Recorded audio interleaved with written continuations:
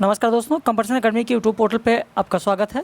आज 4 नवंबर हो चुका है। 13 नवंबर को यूजीसी नेट की परीक्षा है आप लोगों की, तो बहुत ज़्यादा समय नहीं बचा है, इसलिए ज़्यादा से ज़्यादा आप रिवीजन पर ध्यान दें, प्रश्नोत्तरी पर ध्यान दें। अलग से बहुत सारी चीज़ें और अब पढ़ने की नई चीज़ें पढ़ने की ज़रूरत आपको नहीं है।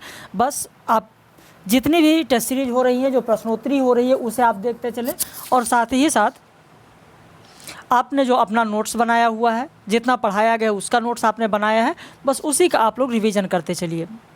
तो चलिए आज 4 नवंबर की टेस्ट सीरीज़ की बात हम लोग कर लेते हैं। और हमारे यहाँ ऑनलाइन ऑफलाइन दोनों तरीके के बैच, एक बैच हमारा कल 5 नवंबर से प्रारंभ हो रहा है, दूसरा बैच 20 नवंबर से प्रारंभ होगा। हमारे यहाँ विषय जो उपलब्ध हैं हिंदी साहित्य, अंग्रेजी, इतिहास, भूगोल, राजनीति शास्त्र हैं। फ़ीस में जो छूट दी गई थी, पिछले वीडियो में आप लोगों को बताया गया था, वो फ़ीस में छूट आज ही तक थी। और अगर आप एडमिशन लेना चाहते हैं तो आप इस नंबर पर संपर्क कर सकते हैं। टीजीटी पीजीटी के लिए जो फ़ीस में छूट दी गई थी वो आज ही तक है और आप शाम तक एडमिशन ले सकते हैं, अपना फ़ीस सबमिट करवा सकते हैं। तो चलिए हम लोग शुरू करते हैं आज की टेस्ट सीरीज़। धनुर्वाण या वेणु श्याम रूप के रंग, मुझ पर चढ़ने से रहा राम दूसरा रंग। उपरोक्त पंक्तियाँ किसकी हैं? तुलसीदास, निराला, नंददास, मैथिली शरण गुप्त। तो यहाँ पर आपका उत्तर होगा एक का डी, मैथिली शरण गुप्त की पंक्तियाँ हैं। कई लोगों ने तुलसीदास इस पर लगाया है, जो भेजा है मुझको व्हाट्सएप पर। जिन लोगों को टेस्ट सीरीज गई थी उन लोगों ने जो उत्तर लगाया है, कई लोगों ने ए लगाया है। ध्यान दीजिए, गलती ना करिए। यही चीज़ समझाने के लिए मैं बार बार आप लोगों को टेस्ट सीरीज करा रहा हूँ, ताकि जो भी प्रश्न आपसे गलत हो रहे हैं वो परीक्षा में गलत आप ना करें। तो प्रश्न संख्या 1 का उत्तर हो जाएगा आपका डी। दूसरा देखें, महाकाव्य की पद्धति के विरुद्ध साधु भरत को नायक और वियुक्ता उर्मिला को नायिका बनाया। यह एक साहित्यिक मौलिकता ही नहीं, इसमें संपूर्ण जीवन दर्शन की क्रांतिकारी झलक भी दिखाई पड़ती है। साकेत रचना के लिए उपरोक्त कथन किसका है? डॉक्टर नागेंद्र, नंदुलारे वाजपेयी, श्याम सुंदर दास या आचार्य रामचंद्र शुक्ल। तो आपका उत्तर होगा बी, नंदुलारे वाजपेयी। प्रश्न संख्या 3, कौन हो तुम वसंत के दूत, विरस पतझड़ में अति सुकुमार, वन तिमिर में चपला की रेख, तपन में शीतल मंद बहार। उपरोक्त कामायनी की पंक्तियों में वसंत के दूत किसे कहा गया है? अब देखिए, अगर मैं आपको ये ना लिख के देता कि कामायनी की पंक्तियां हैं, तो ज़्यादातर लोग सुमित्रानंदन पंत की पंक्तियां मान लेते हैं, क्योंकि पंक्तियां मिलाने वाली आती हैं। तो जो ये पंक्ति लिखी हुई है, कई लोग सुमित्रानंदन पंत की पंक्ति मान बैठेंगे, लेकिन ध्यान देना ये कामायनी की पंक्ति है और इसमें वसंत के दूत की जो बात हो रही है किसे कहा गया है? तो श्रद्धा को कहा गया है। कौन हो तुम वसंत के दूत, विरस पतझड़ में अति सुकुमार, वन तिमिर में चपला की रेख, तपन में शीतल मंद बहार। ये पंक्ति कामायनी की है। वसंत के दूत किसे? श्रद्धा को कहा गया। भरा था मन में नौ उत्साह, सीख लूँ ललित कला का ज्ञान। कामायनी में उपरोक्त पंक्ति में श्रद्धा मनु से ललित कला सीखने की इच्छा व्यक्त करती है। श्रद्धा ललित कला क्यों सीखना चाहती है? आखिर क्या कारण है?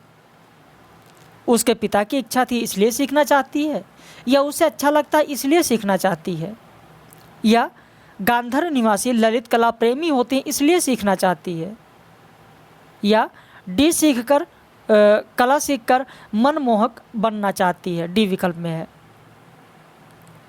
इसमें भी कई लोगों के अलग अलग उत्तर आए हैं। यहाँ पर उत्तर होगा आपका सी। यहाँ पर आपका उत्तर होगा सी। गांधार निवासी जो होते हैं वो ललित कला प्रेमी होते हैं, इसलिए वो ललित कला सीखना चाहती है। उसने गांधार विवाह भी किया है, गांधार निवासिनी है। तो यहाँ पर सही उत्तर हो जाएगा आपका सी। प्रश्न संख्या 5, सरोज सिर्फ पुत्री नहीं अपितु कवि के रचना सामर्थ्य को ललकारने वाला एक यथार्थ भी है। यह यथार्थ भी है जिससे कवि लड़ा है और हारा है। सरोज कवि का सबसे बड़ा दर्द और मन गढ़ी हुई फांस है। सरोज स्मृति के लिए उपरोक्त कथन किसका है? मलयज, रामविलास शर्मा, डॉक्टर कमलेश, कुंवर बेचैन। आपका उत्तर होगा 5 का ए, मलयज। प्रश्न संख्या 6 देखें। अज्ञे की कविता नदी के द्वीप के बारे में निम्न कथनों पर विचार कीजिए। यह नदी व्यष्टि और द्वीप समष्टि का प्रतीक है। इसमें फ्रायड के मनोविश्लेषणवाद के अस्तित्ववाद का संदर्भ निरूपित है। प्रयोगवादी जीवन दर्शन अस्तित्ववाद को आधारभूमि मानता है। यह रचना संस्मरणात्मक शैली में है। द्वीप एवं नदी के बीच पुत्र और पिता का संदर्भ जुड़ने से मानवीकरण अलंकार छवि विद्यमान है। कौन सा असत्य है? 1 3 5 2 3 4 1 3 4 1 4 5। तो आपका उत्तर होगा 1 4 5 असत्य है। उत्तर होगा आपका डी, 1 4 5 असत्य है। अब यहाँ पर आपको बताएं 1 4 5 असत्य है। पहला क्यों असत्य है? कारण क्या है? क्या लिखा है कि पहला असत्य है? कारण यह है कि यहाँ पर नदी समष्टि का प्रतीक है और द्वीप व्यक्ति का प्रतीक है। यहाँ पर उल्टा लिखा हुआ है, आप खुद देखें। यहाँ नदी व्यष्टि और द्वीप समष्टि का प्रतीक है, ये लिखा हुआ है, लेकिन होना चाहिए यहाँ नदी समष्टि का प्रतीक और द्वीप व्यष्टि का प्रतीक है, इसलिए पहला गलत है। चौथा क्यों गलत है? चौथा इसलिए गलत है क्योंकि यह रचना आत्मकथात्मक शैली में लिखी हुई है, संस्मरणात्मक शैली में नहीं लिखी हुई है। पांचवा क्यों गलत है? पांचवा इसलिए गलत है कि द्वीप और नदी के बीच पुत्र और माता का संदर्भ जुड़ने से मानवीकरण अलंकार विद्यमान होता है। पिता, पुत्र और पिता का नहीं, पुत्र और माता का संदर्भ। देखिए बहुत छोटी छोटी चीज़ें हैं यहाँ पर, और 80% लोगों ने गलत किया है जो आंसर मुझ तक आया है व्हाट्सएप पर। आप लोग ये गलती ना करें। मुझे नहीं उम्मीद थी कि ये प्रश्न आप लोग गलत करेंगे। चलिए आगे बढ़ते हैं। असाध्य वीणा कविता में अज्ञे ने साधक के लिए कितने नामों का प्रयोग किया है? 1 2 3 4। इसमें भी ज़्यादातर लोगों के उत्तर इसमें भी गलत हो गए हैं। ज़्यादातर लोगों ने 2 बताया है, लेकिन सही उत्तर होगा सी, 3 नामों का। एक तो प्रियंबद नाम का इन्होंने प्रयोग किया, दूसरा केस कंबली भी कहा है साधक को, और साधक को गुफा गेह भी कहा गया है। तो 3 नामों का प्रयोग किया साधक के लिए, प्रियंबद, केस कंबली, गुफा गेह। अब तो क्लियर हो गया होगा, किसी को कोई दिक्कत तो नहीं होगी। चलिए कमेंट में ज़रूर बताइएगा कि अगर आप ये टेस्ट सीरीज करते तो आपके कितने सही होते 50 प्रश्नों में। बाकी जो हमारे ऑनलाइन मेंबर्स हैं उनको तो PDF जा चुका है, वो टेस्ट सीरीज दे भी रहे हैं और लोगों का आंसर भी आ रहा है। आप नए हैं तो चैनल को ज़रूर सब्सक्राइब कर लीजिएगा। प्रश्नों की क्वालिटी देखिए, कई लोग बार बार कहने लगते हैं कि सर आपके यहाँ ऑनलाइन ज्वाइन करना, हमको डेमो चाहिए। पहले आप क्वालिटी देखिए, किस तरीके की क्वालिटी हमारे यहाँ दी जा रही है। मैं ये नहीं कह रहा हूँ कि यही वीडियो देखिए, जो समझ में आए चैनल पर इतने वीडियो कोई भी देख लीजिए, सारे वीडियो में आपको क्वालिटी मिलेगी। और अगर पढ़ाई और अपनी लाइफ के प्रति आप समर्पित हैं तो ही हमारे यहाँ ज्वाइन कीजिए। मैं ये नहीं कहता हूँ कि बस ऐसे ही आप ज्वाइन करें, मुझे फ़ीस केवल मिल जाए, ऐसा कुछ नहीं। आप पढ़ाई के प्रति समर्पित हैं, सच्चे मन से लगना चाहते हैं तो हमारे साथ जुड़िए, क्योंकि हमको रिजल्ट चाहिए, हम रिजल्ट के पीछे दौड़ते हैं। प्रश्न संख्या 8 देखिए। बावरा अहेरी कविता में कौन सा सुमेलित नहीं है? सूर्य प्रतीक का। सूर्य प्रतीक किसका है? ज्ञान का। अहेरी प्रतीक है दर्शन का। खंडहर प्रतीक है महाकाव्य का। अनि प्रतीक है सूर्य किरणों का। प्रश्न संख्या 8, यहाँ पर आपका उत्तर होगा 8 का सी। खंडहर जो प्रतीक है वो शरीर का प्रतीक है, अंतस का प्रतीक है। खंडहर अंतस का प्रतीक है, शरीर का प्रतीक है, तो 8 का आपका सी सुमेलित नहीं है। आगे की कविता सोन मछली में मछली किसका प्रतीक है? मानो अमीर बनने की प्रबल इच्छा का प्रतीक, मानो महाज्ञानी बनने की प्रबल इच्छा का प्रतीक, मानो मोक्ष प्राप्त करने की प्रबल इच्छा का प्रतीक, मानो के जीने की प्रबल इच्छा का प्रतीक। आपका 9 का उत्तर होगा डी, मानो के जीने की प्रबल इच्छा का प्रतीक। प्रश्न संख्या 10। जिन अनुभूतियों को इस अड़ियल कवि ने झेला है उनमें जीकर, उनकी अग्नि परीक्षा देकर वो वहाँ आ खड़ा हुआ है जहाँ वह प्रत्येक संघर्षशील देश व जनता का अपना हो गया है। मुक्तिबोध के बारे में निम्न कथन किसका है? रामविलास शर्मा, शमशेर बहादुर, डॉक्टर नगेंद्र रामचंद्र शुक्ल। आपका उत्तर होगा बी, शमशेर बहादुर। प्रश्न संख्या 11, शासन की बंदूक कविता के बारे में निम्न कथनों में से सही कौन सा है? जिस शासन की बंदूक में जनता की दयनीय दशा का चित्रण है, कविता में संगीतात्मकता विद्यमान नहीं है, जनवादी चेतना का स्वर मुकर है, सत्ता के दमन चक्र और आतंक के वातावरण को चित्रित किया गया है। 1 2 3 1 2 3 1 3 4 2 3 4 उपरोक्त सभी। आपका उत्तर होगा बी, 1 3 4। कविता में संगीतात्मकता विद्यमान नहीं है, गलत है। कविता में संगीतात्मकता भी है, तो 11 का उत्तर हो जाएगा आपका बी। प्रश्न संख्या 12, निम्न में से कौन सा नाटक एक पात्रीय नाटक है? एक पात्रीय नाटक को क्या कहते हैं? कई बार ऐसे भी प्रश्न पूछा जा सकता है। एक पात्रीय नाटक को भाण कहा जाता है। आप सभी लोग अगर पढ़े होंगे नाटक का विकास, वहाँ मैंने बताया है भाण किसे कहते हैं, तो एक पात्रीय नाटक को भाण कहा जाता है। तो इनमें से एक पात्रीय नाटक कौन सा है या भाण रचना कौन सी है? तो आपका उत्तर होगा वी, विशस विषमौषधम। विशस विषमौषधम आपका उत्तर होगा 12 का बी। प्रश्न संख्या 13 देखें, विचार और व्यंग की आग नागार्जुन की कविताओं में दहकती दिखाई देती है। हिंदी में व्यंग या तो निराला ने लिखा था या नागार्जुन ने। उपरोक्त कथन किसका है? बच्चन सिंह का है, डॉक्टर नगेंद्र का है, रामविलास शर्मा का है या नामवर सिंह का है? तो आपका उत्तर यहाँ पर हो जाएगा डी, नामवर सिंह। रामविलास शर्मा ने भी कुछ लिखा है, क्या लिखा है बताइए, किसी को पता है? चलिए मैं बताता हूँ। रामविलास शर्मा ने कहा है कि भारतेंदु और बालमुकुंद ने, गौर से सुनिएगा, बहुत ही महत्वपूर्ण है परीक्षा की दृष्टि से।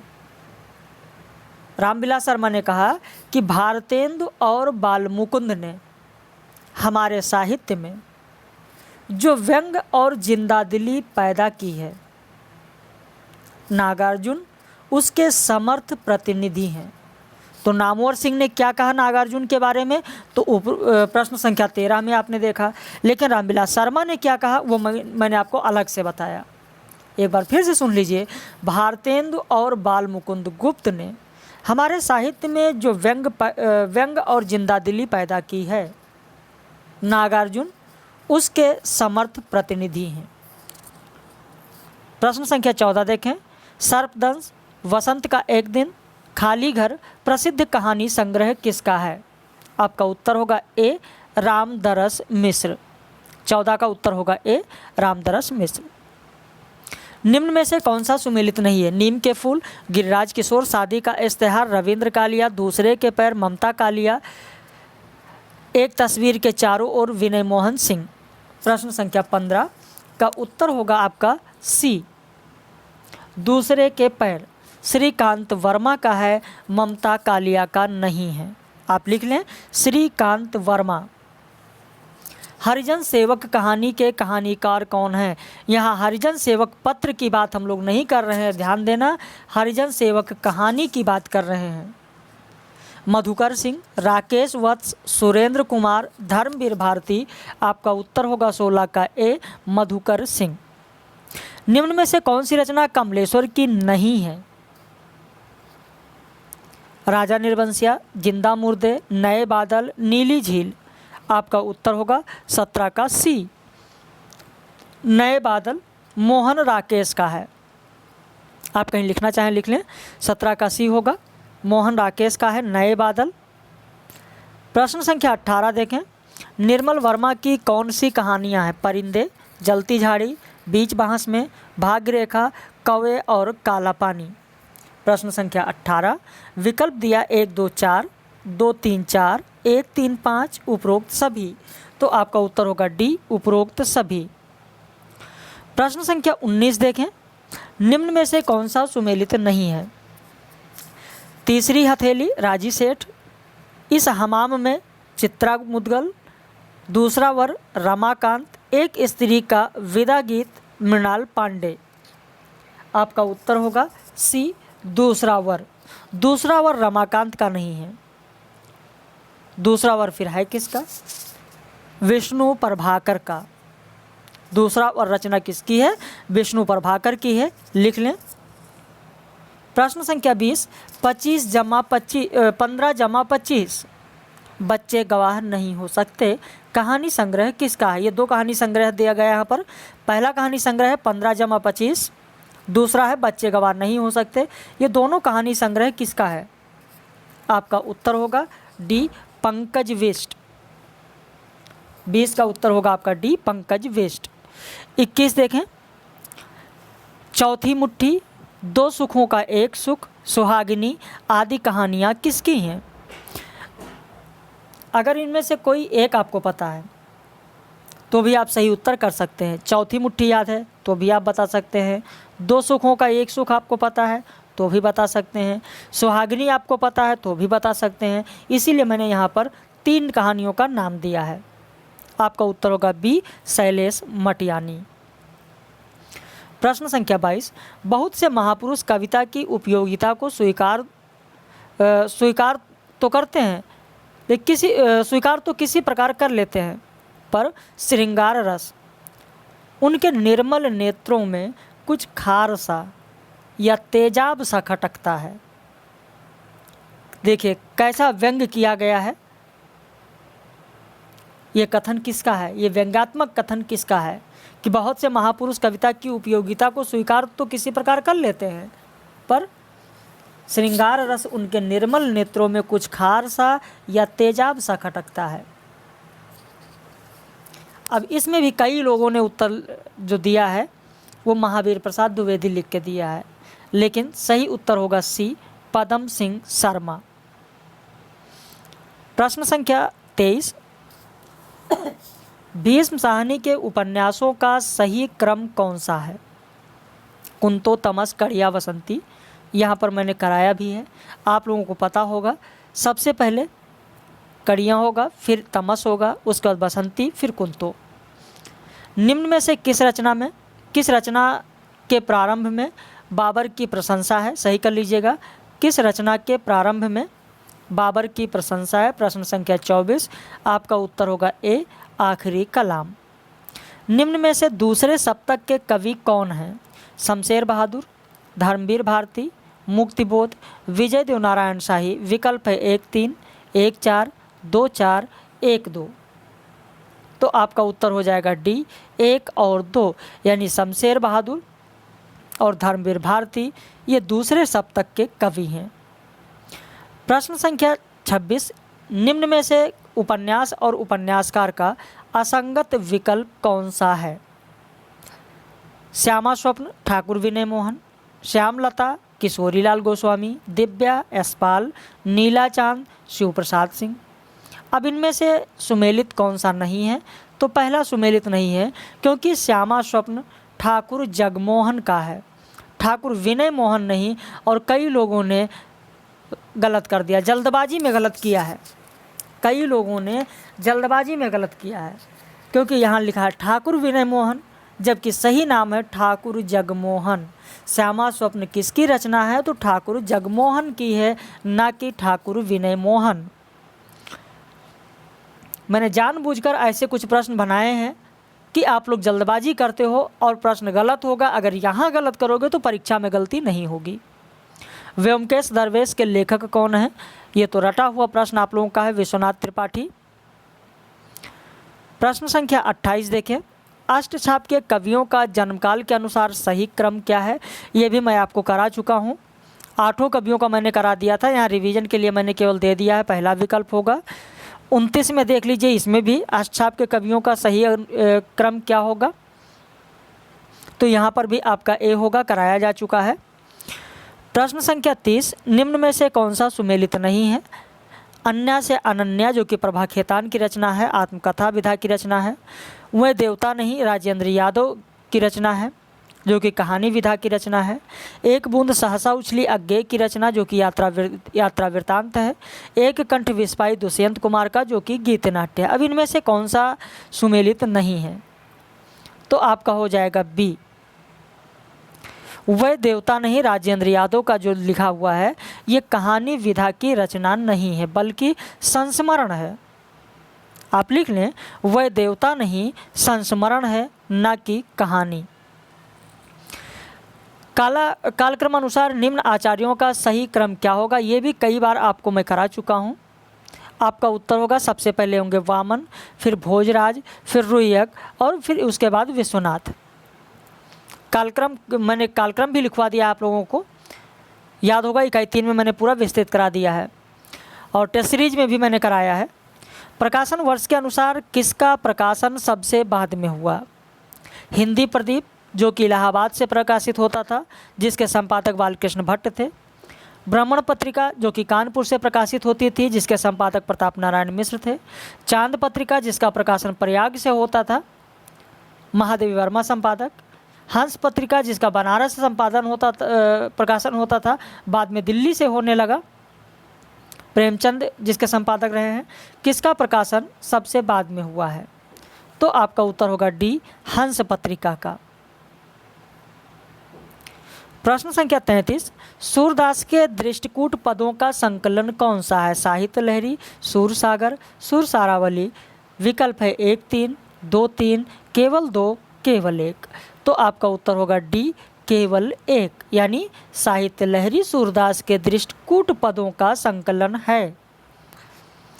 प्रश्न संख्या 34, डॉक्टर रामकुमार वर्मा के नाटक कौन कौन से हैं? कौमुदी महोत्सव, विजय पर्व, जयवर्धमान, संत तुलसीदास, स्वयंवरा। तो यहाँ पर आपका उत्तर होगा डी, उपरोक्त सभी।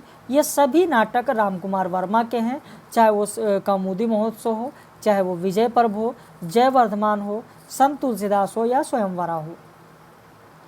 प्रश्न संख्या 35, निम्न में से कौन सी महिला कथाकार बांग्ला साहित्य की है? इनमें ये भी प्रश्न ज़्यादातर लोगों के गलत हुए हैं। ज़्यादातर लोगों ने सी बताया मधु कांकरिया, लेकिन नहीं, आपका उत्तर होगा बी, महाश्वेता देवी। प्रश्न संख्या 36, कमलेश्वर की कहानी कौन सी है? राजा निर्बंसिया, मांस का दरिया, एक और जिंदगी। तो यहाँ पर आपका उत्तर होगा सी, 1 और 2, यानी राजा निर्बंसिया और मांस का दरिया होगा। प्रश्न संख्या 37, श्रीलाल शुक्ल के निबंध कौन से हैं? अंगद का पाँव, यहाँ से वहाँ, कुछ ज़मीन पर कुछ हवा में, आओ बैठे तो कुछ देर, अगली शताब्दी का शहर, खबरों की जुगाली। 1 4 6, 2 4 5, 3 4 6 या उपरोक्त सभी। आपका उत्तर होगा 37 का डी, उपरोक्त सभी। प्रश्न संख्या 38 देखें, मित्र संवाद पत्र साहित्य किनके बीच लिखे गए पत्रों का संग्रह है? आपका उत्तर होगा डी, रामविलास शर्मा और केदारनाथ अग्रवाल। विद्यापति के बारे में असत्य विकल्प कौन सा है? सर्वप्रथम ग्रियर्सन ने विद्यापति को रहस्यवादी कहा है। विद्यापति को आचार्य रामचंद्र शुक्ल ने अलंकारिक कवि कहा है। निराला ने पदावली को नागिन की लहरें कहा है। आनंद कुमार स्वामी ने पदावली को जीव और परमात्मा का रूपक माना है। अब इसमें कई लोगों ने जल्दबाजी में यह भी प्रश्न गलत कर दिया है। ज़्यादातर लोगों ने डी बताया जल्दबाजी में। मैं बार बार कहता हूँ कि परीक्षा में जल्दबाजी ना करिए, नहीं तो जो मेरी उम्मीद है उस उम्मीद पर खरे नहीं उतर पाएंगे आप। तो इसलिए बार बार आपसे मैं कह रहा हूँ, ये रिक्वेस्ट कर रहा हूँ आपसे कि परीक्षा में जल्दबाजी ना करें, जितनी जल्दबाजी आप लोग टेस्ट सीरीज में करते हैं। टेस्ट सीरीज मिलने के बाद पता चलता है 20 मिनट बाद लोगों ने उत्तर दे दिया। अगर आपकी यही आदत बनी रही 20 मिनट में उत्तर दे देने की, आधे घंटे में उत्तर दे देने की, फिर 2 घंटे बैठ के आप वहाँ करेंगे क्या? क्या करने वहाँ जा रहे हैं आप? ऐसा ना करें आप लोग। आपका उत्तर होगा बी, विद्यापति को आचार्य रामचंद्र शुक्ल ने अलंकारिक नहीं श्रृंगारिक कवि कहा है, और यही जल्दबाजी में आप लोगों ने गलत किया है। श्रृंगारिक कवि कहा है, ना कि अलंकारिक कहा है। अलंकारिक और श्रृंगारिक में बहुत बड़ा फर्क होता है। प्रश्न संख्या 40, निम्न में से किसने विद्यापति को श्रृंगार रस का सिद्ध वाक कवि माना है? नामवर सिंह, बच्चन सिंह, डॉक्टर नगेंद्र, हजारी प्रसाद द्विवेदी। आपका उत्तर होगा डी, हजारी प्रसाद द्विवेदी। निम्न में से किसका प्रकाशन सबसे बाद में हुआ? जागरण, प्रतीक, नई कविता, कल्पना। आपका उत्तर होगा सी, नई कविता। प्रश्न संख्या 42, निम्न में से कौन सा सुमेलित नहीं है? शब्दार्थ शरीरम तावत काव्यम काव्यादर्श का, मुख्यातः 200 प्रकाश काव्य प्रकाश का, वाक्यम रसात्मक काव्यम काव्यालंकार सूत्रवृत्ति का, करोति कीर्ति प्रीतिम निबंधनम काव्यालंकार का। अब यहाँ पर ये जो सूक्तियाँ लिखी हुई है, इनके सूक्तिकार का नाम नहीं लिखा, बल्कि उनकी रचना का नाम लिखा है। शायद ही ऐसा प्रश्न आपको किसी भी पेपर में, आज तक यूजीसी नेट ने जितने भी पेपर कराया, किसी पेपर में इस तरीके का प्रश्न आपको मिलाने के लिए नहीं मिला है। सीधे सूक्तिकार का नाम लिखा होता है, लेकिन ये एकदम नया है। आप ज़रूर ध्यान दें, एक लाइन के प्रश्न में कभी कभी ये पूछा जाता है और यहाँ पर मिलाने के लिए ऐसा नहीं आता है, तो ध्यान दीजिएगा। प्रश्न संख्या 42 का उत्तर होगा आपका सी। वाक्यम रसात्मक काव्यम काव्यालंकार सूत्रवृत्ति का नहीं है, बल्कि विश्वनाथ की यह पंक्तियाँ और विश्वनाथ ने साहित्य दर्पण में लिखा है। विश्वनाथ ने किस में लिखा है? साहित्य दर्पण। आप सही करिएगा, 42 का आपका सी होगा, साहित्य दर्पण में। निम्न में से कौन सा सुमेलित नहीं है? महान कवि वही हो सकता है जो साथ में गंभीर दार्शनिक हो। अब यहाँ पर भी मैंने पाश्चात्य आलोचकों का नाम नहीं लिखा, बल्कि उनके सिद्धांत का नाम लिखा है, जिस सिद्धांत में यह बात कही गई है। तो महान कवि वही हो सकता है जो साथ में गंभीर दार्शनिक हो। कल्पना सिद्धांत। कविता व्यक्तित्व का अभिव्यक्ति नहीं, बल्कि उससे पलायन है। किस सिद्धांत में कहा गया? निर्वैतिकता का सिद्धांत। काव्य भाषा तथ्यात्मक नहीं, रागात्मक होती है। किस में कहा गया? तो साधारणीकरण के सिद्धांत में। महान व्यक्तित्व ही महान विचारों से संपन्न होता है। किस सिद्धांत में कहा गया? तो औदात्यवाद सिद्धांत में कहा गया। अब इनमें से कौन सा सुमेलित नहीं है? तो आपका सी सुमेलित नहीं है, क्योंकि काव्य भाषा तथ्यात्मक नहीं, रागात्मक होती है। आप सभी जानते हैं किसने कहा है? तो I.A. रिचर्ड्स ने कहा है। और I.A. रिचर्ड्स ने किस में कहा है? तो संप्रेषण एवं मूल्य सिद्धांत में उन्होंने कहा है। संप्रेषण एवं मूल्य सिद्धांत में किसने कहा है? तो I.A. रिचर्ड्स ने कहा है। वीडियो अगर आप लोगों को अच्छा लग रहा हो, जो नए लोग हो, तो चैनल वीडियो को लाइक कर लीजिए और चैनल को भी आप लोग सब्सक्राइब कर लीजिए, क्योंकि इससे बेहतर चीज़ें मुझे नहीं लगता है कि कहीं पर भी आपको टेस्ट सीरीज में मिलेंगी। अगर आप वास्तव में पढ़ने वाले हैं, मेहनत करने वाले हैं तो। निम्न में से कौन सा सुमेलित नहीं है? सक्रिय कहानी राकेश वत्स, समांतर कहानी राजेंद्र यादव, सहज कहानी अमृत राय, सचेतन कहानी महीप सिंह। यहाँ पर आपका उत्तर होगा बी, समांतर कहानी राजेंद्र यादव नहीं, बल्कि कमलेश्वर। 44 का आपका बी होगा। 45 देखें, जैनेन्द्र कुमार का कौन सा उपन्यास बाद में प्रकाशित हुआ? तो आपका उत्तर होगा सी, सुखदा। ये सब तो बहुत साधारण प्रश्न है, बहुत आराम से आप कर लेंगे। राजेंद्र अवस्थी का उपन्यास कौन सा है? सूरज किरण की छाँव, यह पथबंधु था, जंगल के फूल, नदी यशस्वी है, बहता हुआ पानी। विकल्प है 1 4 5, 1 3 5, 2 3 5, 3 4 5। आपका उत्तर होगा बी, 1 3 5, 1 3 5। 46 का आपका हो जाएगा बी। 47 देखें, विवेकी राय के उपन्यास कौन से हैं? मंगल भवन, अमंगलहारी, नमामि ग्रामम, विश्रामपुर का संत, पहला पड़ाव। विकल्प है 1 2 3, 1 3 5, 2 4 5, 2 3 4। आपका उत्तर होगा 47 का ए, 1 2 और 3। प्रश्न संख्या 48 देखें, अंग्रेजी स्वच्छंदतावादी काव्य का प्रभाव हिंदी की किस काव्यधारा पर दिखाई पड़ता है? आपका उत्तर होगा प्रश्न संख्या 48 का छायावाद। आलोचक के मुंह से किस आलोचक के व्याख्यानों का संकलन है? आपका उत्तर होगा ए नामवर सिंह। प्रश्न संख्या 50, सूरदास नामक आलोचनात्मक रचना किसकी है? आपका उत्तर होगा बी ब्रजेश्वर शर्मा। अब अगर वीडियो आपको समझ में आया, प्रश्नोत्तरी आपके समझ में आई है, ज़रूर वीडियो को लाइक कर लीजिए। और साथ ही साथ मैं आपको बता दूं, टीजीटी पीजीटी, जैसा कि मैंने आपको अभी प्रारंभ में ही बताया, टीजीटी पीजीटी का जो बैच है, स्कूल जो व्याख्याता का है,